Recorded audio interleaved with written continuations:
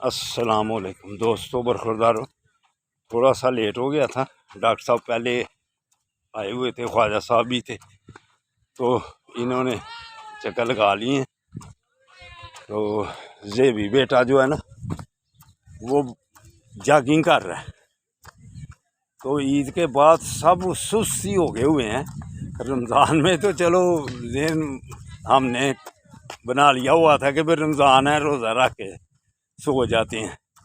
तो अब ये जेन में बना लिया है कि पेट ज़्यादा हो गया तो इसलिए सो गए हैं, तो पेट की वजह से नहीं आ रहे। तो ईद भी गुजर गई, तो अब किस चीज़ का इंतज़ार है आपको? क्या आप बड़ी ईद के बाद आओगे? तो ये देखो, डॉक्टर साहब रमज़ान में भी आते रहे हैं।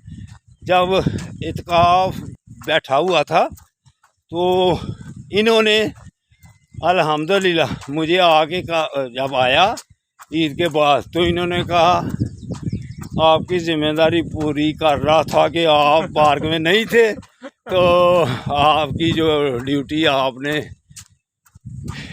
अब लगाई हुई है, तो वो उसको निभा रहा था कि सब क्या हाजिरी नहीं है तो पार्क खाली ना हो जाए, खाली ना पार्क। ये देखो बेटा, इसको ये भी हाँ, पार्क खाली ना रहे। तो डॉक्टर साहब की मेहरबानी कि इन्होंने वो 10 दिन खूब वॉक की है, और इतनी तेज़ वॉक डॉक्टर साहब करते हैं कि आप इनके साथ बरखुरदार चलना मुश्किल हो जाएगा आपके लिए।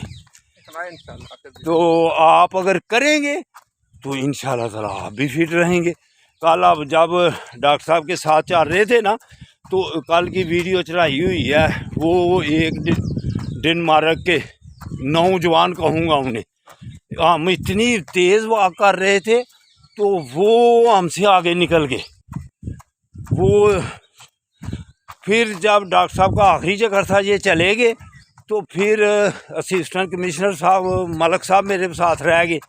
तो फिर भाग के उनको पकड़ा, तो उनके साथ फिर उनका इंटरव्यू लिया। तो मुझे पता था शायद 50-55 साल के हैं वो, लेकिन जब उनसे उम्र पूछी तो 75 साल के थे। तो बेसाख्ता फिर मैंने उनको दबोच लिया अपनी बाहों में। क्यों कि जो तो मेरे से बड़े थे, तो इतनी तेज़ वॉक की उन्होंने। तो फिर उनसे असिस्टेंट कमिश्नर साहब मलक साहब ने उनका ना इंटरव्यू फिर खूब लिया। तो उन्होंने फिर सारी बातें बतलाई अपनी सेहत की। तो वही बातें हैं जो पहले डॉक्टर साहब आपको बतलाते रहते हैं, खुद भी बतलाता हूँ कि अगर आपने सेहत अपनी सही रखनी है तो बाकायदगी करनी पड़नी है। तो डॉक्टर साहब भी कहते हैं कि गोश्त भी कम खाना है।